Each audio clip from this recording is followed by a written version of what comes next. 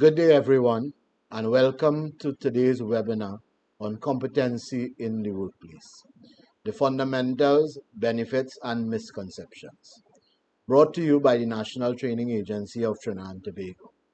My name is Balchan Rambaran, and I am delighted to be your facilitator for today's insightful session at this time. Let me also highlight that this is the number 28 webinar in our webinar series at the National Training Agency. As you may be aware, the NTA is committed to enhancing the quality and relevance of technical vocational education and training in our nation. We believe that fostering a competent workforce is crucial for economic and social development of Trinidad and Tobago. Today's discussion is particularly significant as it addresses the core of what makes a workplace thrive, the competency of its workforce. Competency in the workplace encompasses a broad range of skills, knowledge, and abilities that enables employees to perform their duties effectively and efficiently. Understanding the fundamentals of competency, recognizing its benefits, and debunking common misconceptions are essential for both employers and employees to maximize productivity and achieve organizational goals. During this webinar, we will delve into what competency truly means in a workplace context, highlight the tangible benefits it brings to the organization, and clarify any misconceptions that may hinder its proper implementation. This discussion aims to empower you with the knowledge and tools needed to foster a competent and dynamic work environment. To navigate us through this topic, we are privileged to have with us an esteemed expert in the field of competency development. Mr. Mervyn Stewart has an extensive background, making him exceptionally well equipped to provide valuable insights on this subject. Mr. Stewart has acquired expertise in the area of workplace competence assurance locally and internationally, having had considerable experience in planning, coordinating, and execution of risk-based workplace competence assessments on offshore and onshore oil and gas production facilities and petrochemical plants locally and abroad. He is certified in workplace competence assessment by the Scottish Qualifications Authority. His competence management expertise is backed by over 35 years of technical and instructional service, which highlights including technical support and leadership roles in the maintenance and repair of maritime electronics and data acquisition systems, telecommunication systems, and instrumentation and automation systems.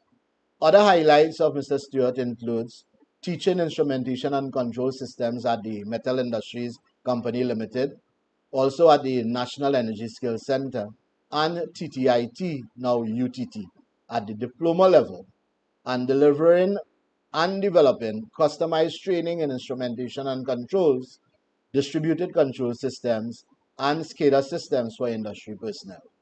He is the holder of an engineering technician's diploma from the John Donaldson Technical Institute in Trinidad and Tobago, a Bachelor of Technology degree from the University of the West Indies, and a master's degree in business development and innovation from the University of the West Indies. So, Mr. Stewart's expertise and educational background is well represented in our webinar today. We encourage you to actively participate in the discussion. Share your questions with us. We'll provide answers as necessary.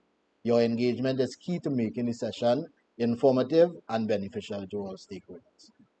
Without further ado, please join me in welcoming Mr. Stewart, Mr. Mervyn Stewart, to join us today in our conversation on our webinar on competency in the workplace. Mr. Stewart, let me hand over the floor to you so that you could say a few words and then we'll engage in the conversation on this very important topic. So over to you, Mr. Stewart. Well, good evening, viewers and listeners, wherever you are. And thank you, Mr. Rambaran, for having me in this conversation setting. I am truly excited and very highly engaged to be able to talk about this topic, which sometimes can come across as pretty much airy fairy to some and just an add on or a tack on to HR. But it is much more than that in practice and can impact organizations and has impacted organizations quite greatly. Um, Even if we veer away a bit from a sole focus on competence being talked about in the framework of doing things well or doing things to standard, a lack or reduction in their focus and competence can actually cause lives and limbs to be lost in certain industries. And so it is encompassing much more than just looking at the performance and skills application side, but a whole organization, and sometimes it can impact the privilege to operate, as we see sometimes when we look at commissions of inquiry, etc., both here and abroad, when we see distressed individuals where loss of life and limb is concerned. So yes, thank you for having me join so that we can have discourse on this very important topic. All right, so moving, um, welcome again to the webinar session with the National Training Agency. And we want to dive right into the Good. conversation where competency in the workplace is concerned. So I will give you back the floor to talk to us a bit. Talk to us about what is competency and why it is important to you.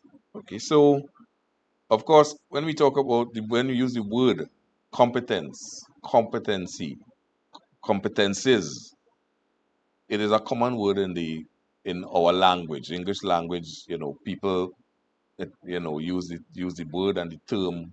I won't say loosely, but it's a very familiar. So if someone comes to your place, you hire a plumber, or you go to the mechanic. If they're not able to do the job as you expected, you would say that person's a quack. They're not competent.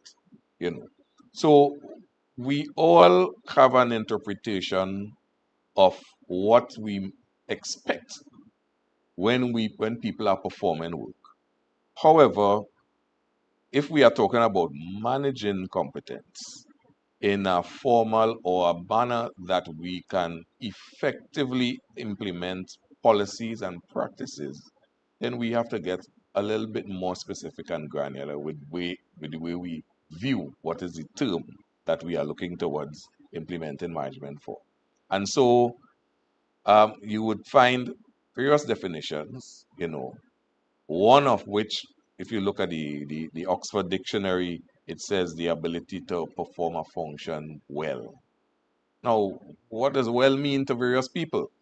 Yes. Someone may say, well, let's complete the installation of a new plug in a wall and just have wires exposed or not be concerned about finishing it neatly to protect from any inadvertent touching of exposed wires. And they say, well, if it works, it is done well. So we have to get further than just thinking about what is well. So we begin to codify, and the dominant and accepted definition of what competence is in the framework that we operate is that competence is the ability to perform tasks to the standard expected in employment. And I use employment generally, but you can't be a self-employed person who is performing activities. So you say competence is the ability to perform the task to the standard expected, wherever it is. Now, we talk about the ability. So in other words, we say, are you able to? Yeah. So if you were able to do something once, maybe you look across somebody's shoulder and you copy what they are doing. Somebody says, oh, that person, yeah, man, they're competent. The question is, do you have the necessary understanding or what we call underpinning knowledge that goes with the performance of what you just did? How are you able to address, let us say, unusual situations in performing the task? You know, are you able to only perform the role in a limited environment or in limited circumstances? All of these matters need to be properly well conscribed in your definition so that you can manage competence in the context that it was designed to be managed. You know, take a worker who has to work over the sea as compared to someone who does not have that concern whatsoever. You know, their performance or execution of particular tasks is going to be constrained by the conditions in which you work. Yeah. And so when we talk about competence in the workplace, as compared to broad competency in a particular task, let's say an electrician or a plumber or a doctor or a nurse, yeah, we have to consider the specifics of that workplace because each workplace presents environments that are, in many cases, unique to that workplace. It would also present specific materials, processes, etc., that are unique to that workplace, while similar to other workplaces, would not present in the same way. So that in looking at competence across organizations, it makes sense to incorporate the specifics of the particular workplace in designing or setting up what where the framework should be in order to manage it properly. Yeah. So moving if you move on to the second part of that discussion about why it is important to do, right? Share with us your insights in terms of why it is really important. So we'll say competence or performing competently to the standard that is expected, yeah, is not just important but critical. Yeah. Remember that organizations compete, as they say, on their a competitive advantage. Organizations achieve that through their processes. You say you manage processes and not people, one of the management things.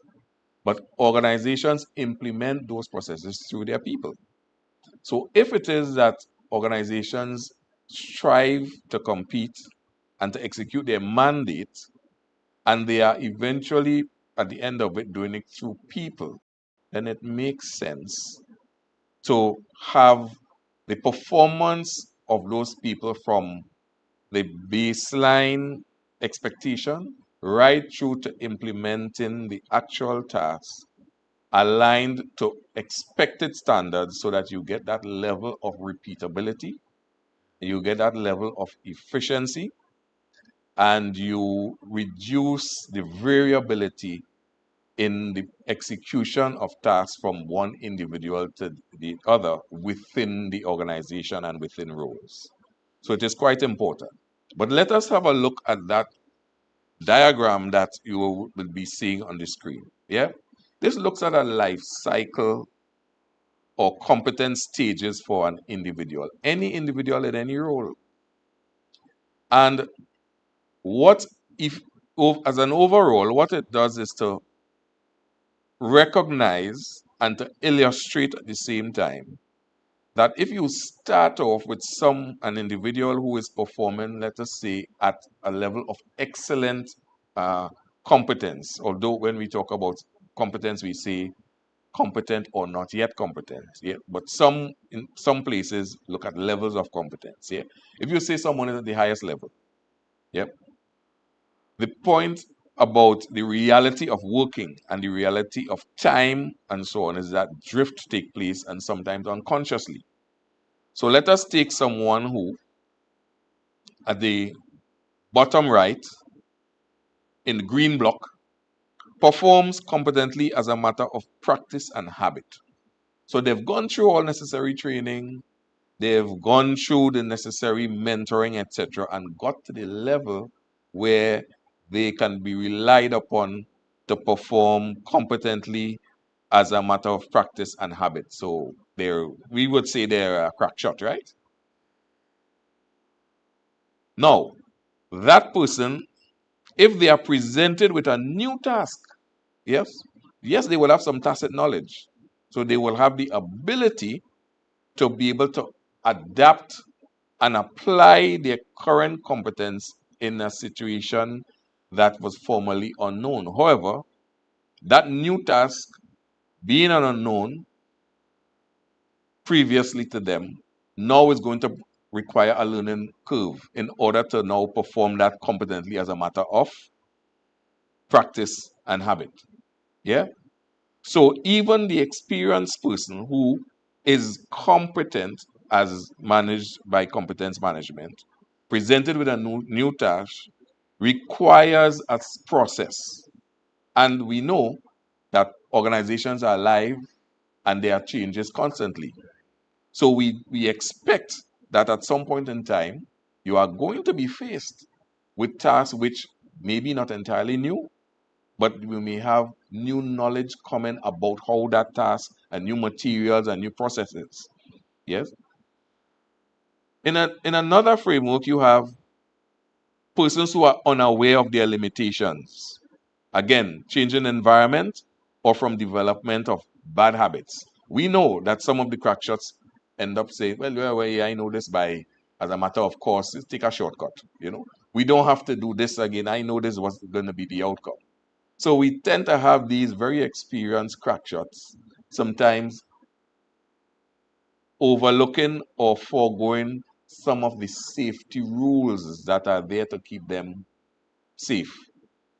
And not just to impact the safety, but we know that it also is a proper procedure in order to get the job done to the specifications required. Let's take a simple thing like you operating a workshop and a grinder, and you say, "Oh, I don't need to put this the shield over the grinder because it's just a few seconds I need to do that grinding for." Yeah, you're experienced. You know that you're going to do it in a very quick time as compared to some person who is not yet competent, so they may need more time. You say, "This is just about a few seconds I need to do this for." So you forego um, following the necessary work procedure, and you end up with an incident which now shuts down the entire process because you have to now investigate and recover injury, etc., etc. So sometimes you have what we call bad habits creeping into normal performance. Yep. And we just call that drift. Yep. And that lack of thoroughness and the assumption sometimes of this is what we expect, is what we expected over the last 5 years we worked on this, and this is what is going to happen, and it happens across all fields, medical, etc., etc. And then you find that you discover that there's slippage in competence, and so you have to come back to not yet competent but aware of limitations. Yeah, and you have that cycle continually where you have to keep managing processes of competence development and management because you have an individual that goes through a natural cycle of slippage regarding their levels of competence. Yeah. So this is this diagram which actually comes from the UK Health and Safety Executive, must give credit to its origin. Yeah. Is one that guides or should guide all competence management people with the realization that we don't take a person's current state of competence for granted that it's going to be there forever. As following from that, if you use this, what I've just said, to inform policy in managing competence, what you would find is that there is, in all proper competence management programs, there's a period where they talk about you must be reassessed. And it is that reassessment period that takes into consideration that there's a gradual decline of competence over time or drift. So sometimes they use a period of 3 years for things that are high risk, yeah, or 5 years for things that present a low risk to the organization and to the people if you have drifts in competence. So this diagram by itself doesn't just speak to the individual, but it informs practices in how you go forward and manage. Yeah. All right. So, Movin, you have clearly articulated the importance, Mhm. and not just the importance to the employee or to the employer at the end of the day, but the importance to risk in terms of health and safety risk and so on in the environment. Um, I want to shift the conversation a little bit away from what happens in the workplace to talk a little bit about skills and qualifications as it relates to competency. And we say you made the point that people in the work environment may have been practicing for a number of years, and over time their level of competency would have increased and so on. Is there any relationship between skills or qualifications and competency? And share with us your perspective on that. Well, we are a society in this country that pride ourselves in being bright, right? you Definitely. know, that we have a lot of bright people, we have a lot of passes, how many distinctions and so on we produce in our system and so on and so on. And what that really speaks to is the highest esteem and importance we place on qualifications. And if we extend that to certification and performance in exams or demonstration of knowledge. Yeah. Because when we talk about those things, we really are talking about how effective people are in passing exams. That is basically a societal trait that we have. Yeah. However, we also know as a society that there's a difference between the person who is able to show a lot of passes, as we say. There are some differences sometimes between the person who is able to demonstrate that and the person who is able to actually do the work effectively. So even though we have that in our society, we also know, and sometimes we have some banter about, some people who only have book sense and that kind of thing. That's loose in our Yes. language. So naturally, we know there's some amount of difference. There's significant between what happens on the ground and what happens in theory. So skills. Also, we talk about, well, if the boy or the girl is good in academics, well, let it learn to use the hand. And we say that, You know, as though the hand can work without the brain. you know, you know. We tend to have these kind of associations with it. But when we talk about competence, we are talking about a complete package of an individual for particular roles in tasks that can show a full combination of what we call underpinning knowledge, knowledge that is relevant to underpin or to support what you are required to do, that you have the doing part, that you're able to demonstrate that you are able to do correctly what was set up, about what was expected of you, and you need to have to display a certain behavior. From time we say attributes, yeah, but an attitude. But attitude is pretty difficult to measure. An attitude is very subjective. Somebody says you don't say good morning to them, you say you have a bad attitude. So we like to say with behavior, because behavior is observable, and you can therefore put better things in place to measure behavior. There are specifics, yeah. So the entire complete package of behavior, underpinning knowledge, which is knowledge relevant to the tasks that are required to be performed, as well as the demonstrable part of performing it.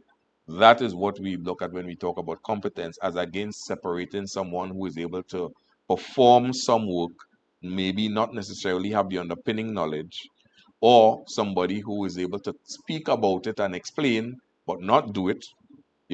So when we talk about competence, we are really talking about the performance of the task in its entirety against a particular framework. Yeah. Right. So Mervyn, what you articulated there was really those fundamental components of Yes. what competency is all about, Mm. right? And that's so important for our viewers and the listening public to understand that when we talk about competence, it's not just about one aspect but is looking at it from a more holistic perspective in terms of what the person has to do. We want to move on to another area. You know, you would have alluded to some of it probably a while ago, but the whole notion of misconceptions with competence in the workplace. I know there's a lot of misconceptions in certain environments and sectors and so on. Can you share with us from your experience some of those misconceptions where competence is concerned with in the work environment? Okay, well, I will use an example that is, I think, common, everybody knows. Yeah. So we expect in the workplace that when we use the term competent, a person is able to conduct their work to the standard, right? We've already said that. However, in the workplace, there tends to be quite a bit of, I will say, confusion regarding what it really means to be competent. So, and we have some amount of mix up between managing competence or a competency and managing performance. So, performance management really looks at the whole individual in executing their role in the context of various demands on them. So that's an HR kind of function, right? That you look at performance management. Now you are expected, of course, in order to perform as expected, you are expected to be competent. So competence is a subset inside of there. However, many different factors impact performance on the day and on the job. So you may not have a good relation with your supervisor. Yep.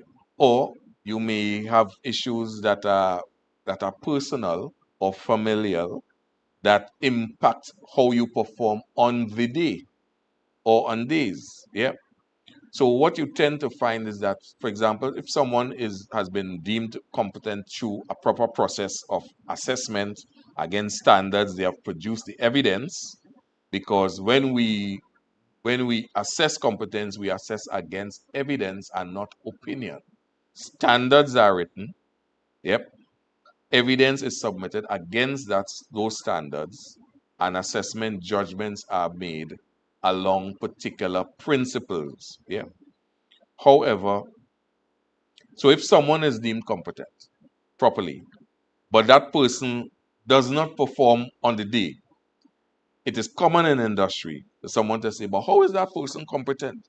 How did that person get to be competent in the first place? They didn't work properly yesterday.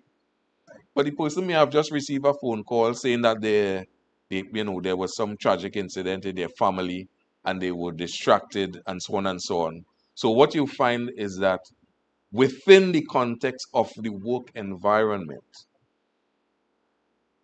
if one doesn't properly understand the distinction between how you arrive at competence and how you perform on a day-to-day basis, you are likely, as is often the case, to have comments and even positions taken that expect that the competent person is a really perfect worker that is unaffected by extraneous conditions. So that is a major issue that is found a lot in across the board, but that's also more so in my encounter in working locally. Yeah. Um, Another of the, I would say, unfortunate issues regarding the workplaces here is that they tend to use competence as a whipping tool. So if someone um, maybe is working in a manner that is not satisfactory, they would recommend that let's look at a competence assessment for that person. So they begin to think that this is a whip. It's something that is a form of precursor to punishment. You know, quite so, and really it is not to be used in that matter. Remember, competence is the ability to perform the task to the standard expected. In other words, you are able to. And to the extent that you are able to is based on your demonstration of the evidence in support of each one of those standards against the standard by evidence. What it says is that over a period of time, you have produced evidence that is verifiable, yes, that is relevant, that represents your work, autonomous work. Yep. We use an acronym called VAX, is valid, that is authentic, that is reliable, that is relevant, yeah, and that is current. We use that acronym as a guide in judging evidence so that over a period of time, that evidence has to align. And when you make the finding of competent or not yet competent, what it says is that you, the individual, have provided that evidence. But it doesn't say you, the individual, is a perfect human being. True. Yeah. So the example I spoke about at the start that I did not mention is your driving test. Yep. So your driving test is, or the process to get your driver's license is a good example of a competency assessment. You have to do the regulations, which shows knowledge, underpinning knowledge of the rules of the road, etc. Yep. And then you can't just talk your way to the license. You have to then do a demonstration. So you are called upon to drive the vehicle and you are observed by an assessor who is called the driving test person, yeah, the driver's license guy. So, of course, once you pass, you provide evidence that is visible. They see you drive, yep, and they give you particular skills to demonstrate, reverse, etc., etc., etc., parking, etc. So they see you do it, you are under observation, you provide evidence of that. Yeah. You provide evidence of your understanding and knowledge via your regulations. Once you get that, it is expected, well, you have met the competence. So you get your license. Is it that you're never going to break a traffic light? Is it a guarantee that you don't ever park askew in a slot? Right. you know? Is it that you're never ever going to break the speed limit? There's no guarantee of that. But you have your license, you have demonstrated that you are able to perform to the standard that is specified. So moving, we have said a lot about competency, what it is all about, why it is important, and so on in the work environment. It sounds like a lot. Tell us how do we really, how do the employers manage this sort of competence system in the workplace? How do they manage it? How do they assess competence in the workplace? Because the workplace is a dynamic environment.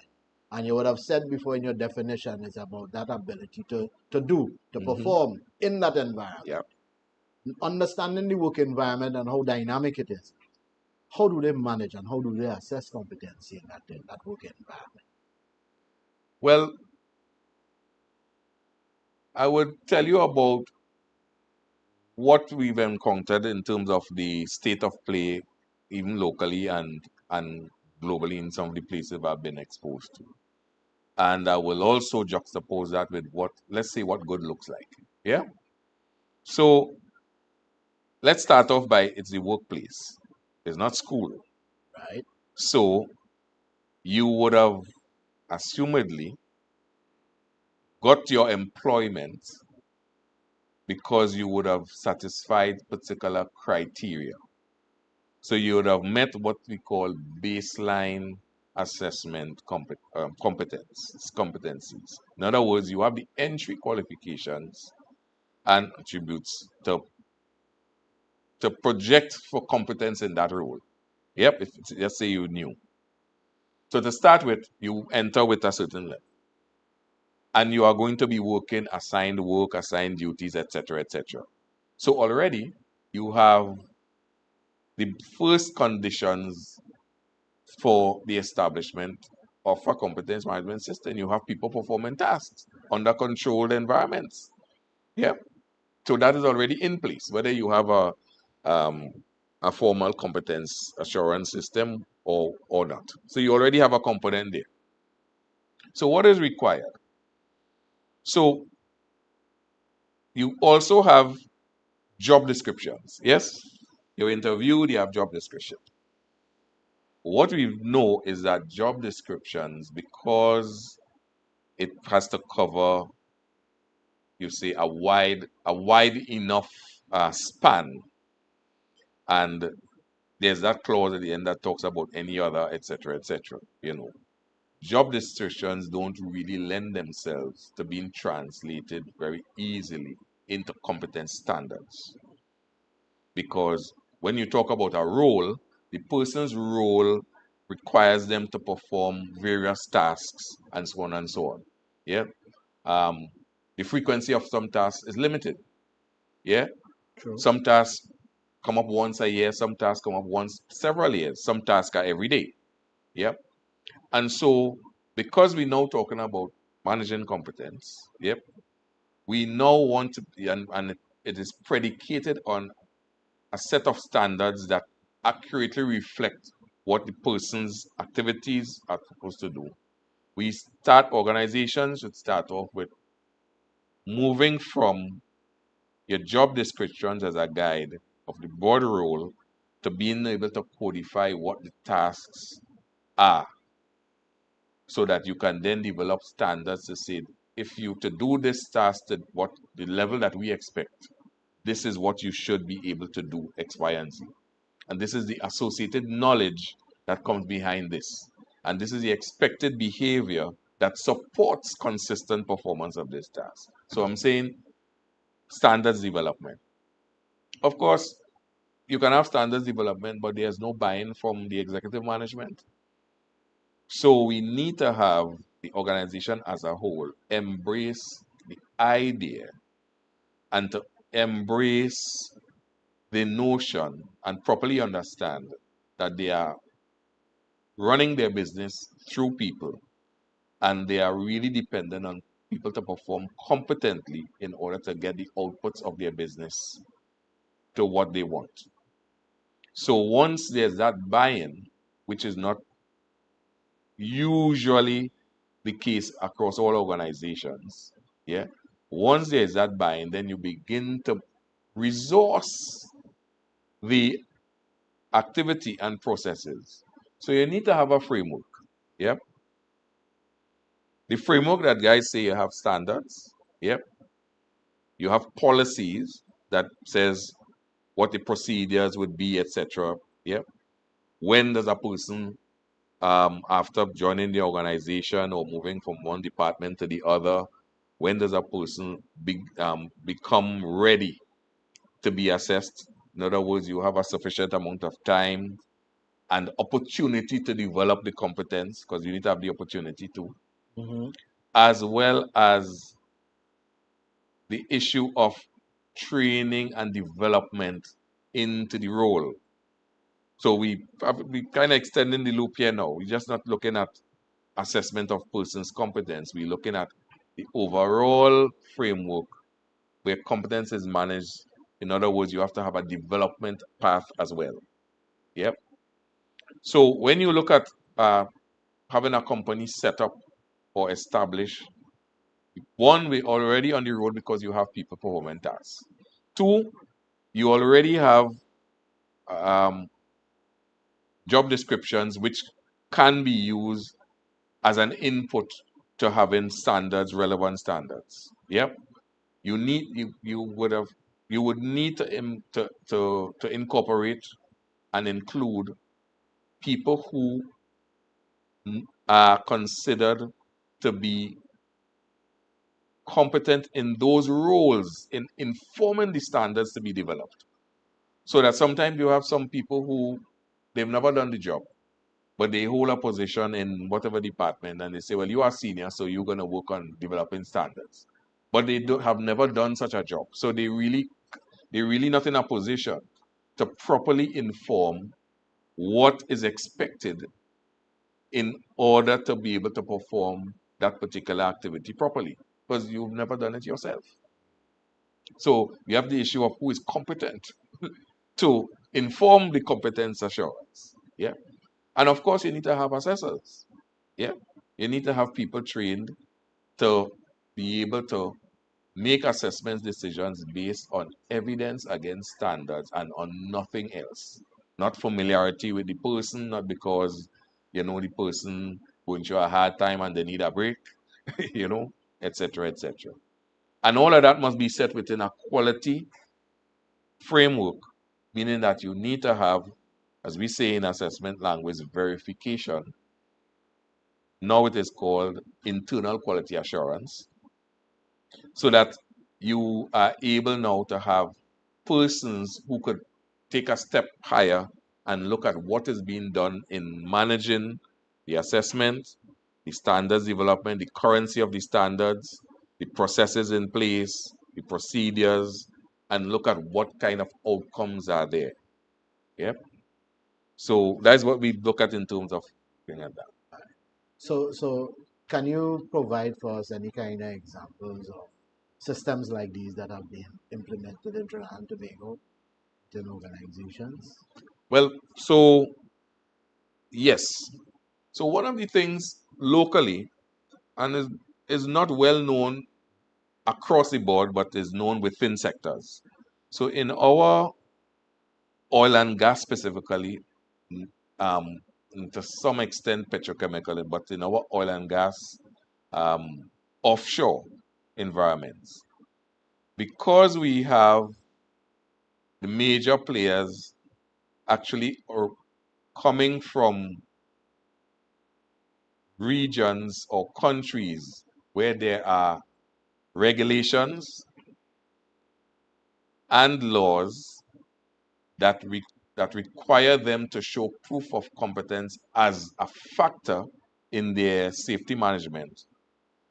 We have then the companies like the BPs and the well, it used to be British Gas, now Shell, etc., having to establish many years ago, back in like 2006 and before, um, competency management or competency assurance management systems in satisfaction of controlling or mitigating risk.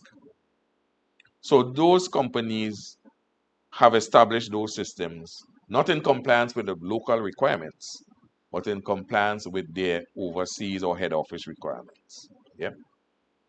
Um, and so there's, if you may say, a push factor because they are dominant players in our industry. So there's a push factor that pushes their suppliers, their major suppliers, to implement such systems so as not to be exposed to the culpability due to persons, businesses providing an opportunity to be sanctioned and so on. So you have, for example, the Massey Wood groups, etc., and the well, Massey Energy. Those companies that significantly make an input into the operations and maintenance specifically of the energy companies, they are required to establish that. Not from an HR perspective per se, but from to satisfy their safety management systems requirements. Now, because the driver is safety, what they have then is risk-based focus. Yeah. And so you would find the standards that are developed place a very heavy focus on mitigating risk.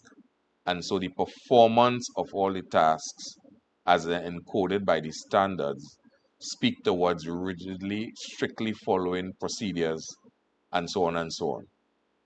Those organizations, I must say, are very mature. Those organizations are well funded and benefit from global inputs in their management and processes, as against local organizations which may not have the benefit of such kinds of support structures globally. So what you have is that some of the businesses in our petrochemical sector and the Point Lisas estate and so on, they are speaking about it, but they may not have the kind of resource base and the expertise at the top level of management in their companies to be able to properly implement at the rate that they should be implemented. So, for example, Proman has made a move towards that. Yeah.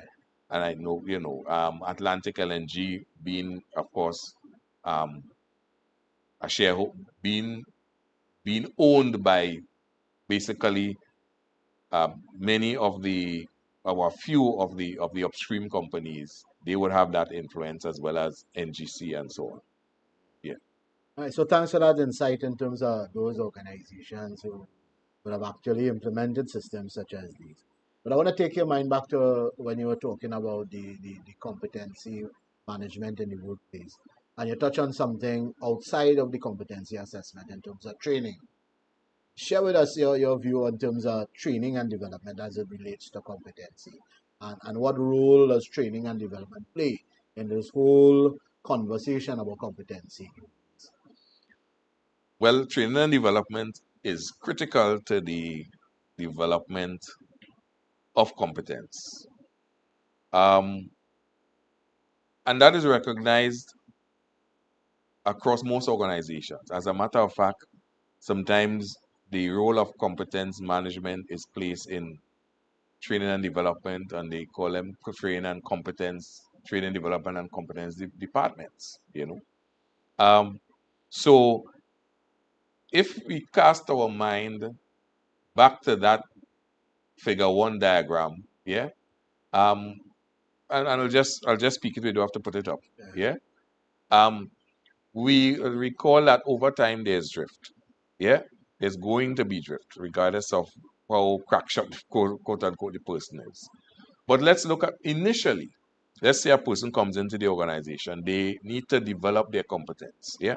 And so training and development is now hand in hand with the knowledge of what is the achieved competence you need to be working towards to be able to put structures in place and organize, whether it is training courses, whether it is mentoring, whether it is supervision, to work one-on-one in order to give the individuals the opportunity and exposure and underpinning knowledge to be able to develop that competence. Yeah.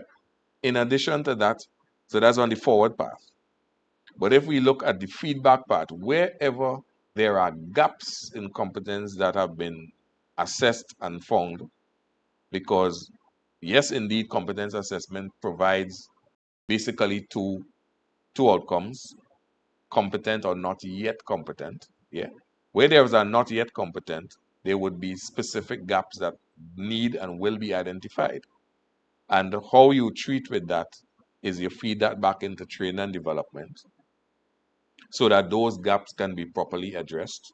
Yeah. And the individual is given the opportunity to close those gaps and then resubmit themselves with evidence to be reassessed later on.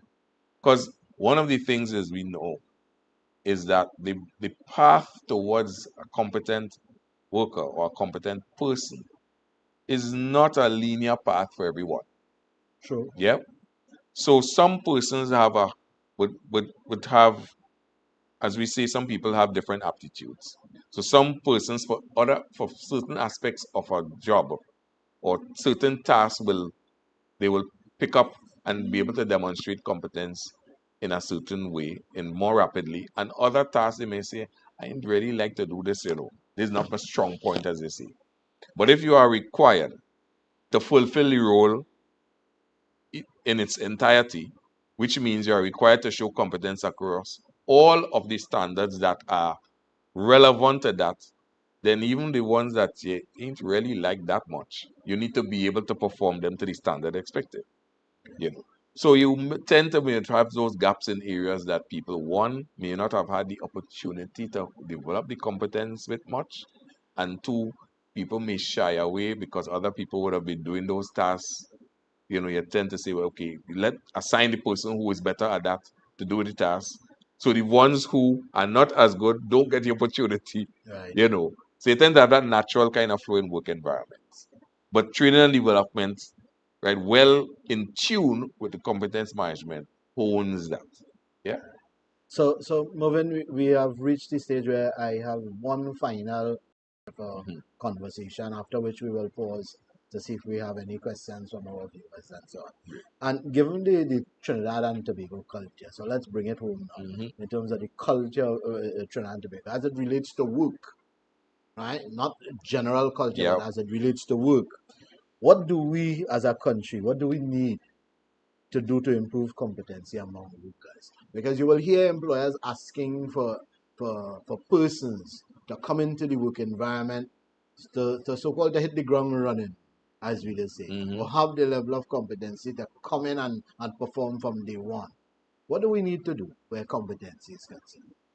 So I said, we have this. Well, I mean, a part or a feature of our culture is, we like to focus on the quote unquote bright people, and then we expect a lot of them.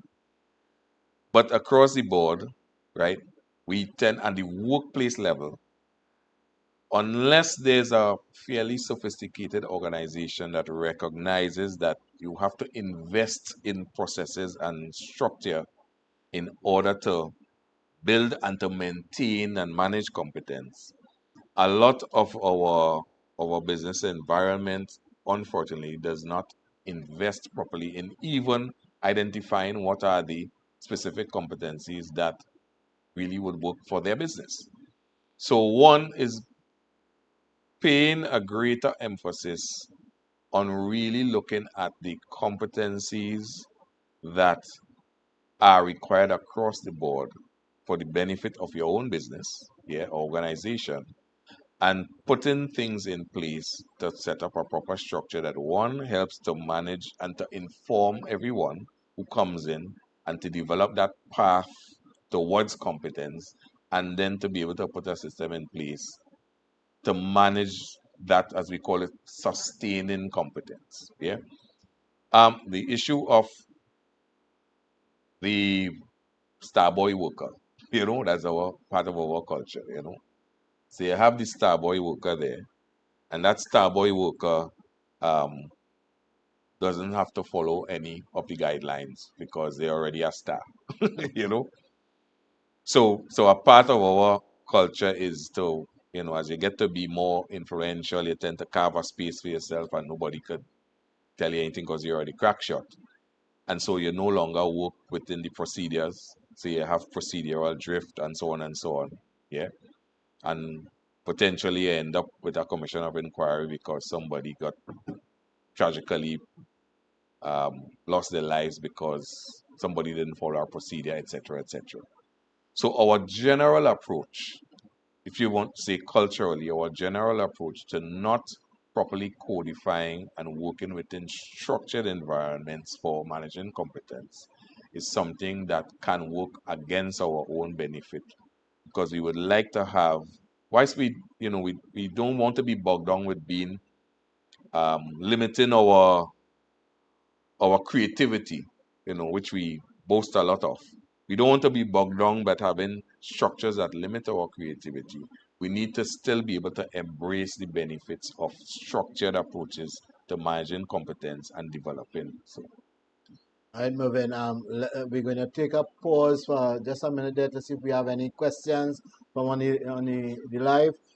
So I was just informed that there are no possible questions or comments at this time. So that would have brought us to the end of the conversation on the topic of competency in the workplace.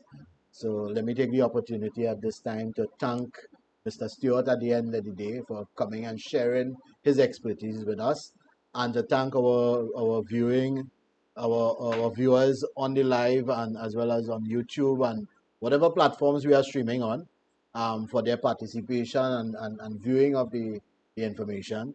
We hope that the information that was shared would have been well received and would have added some value to all stakeholders involved.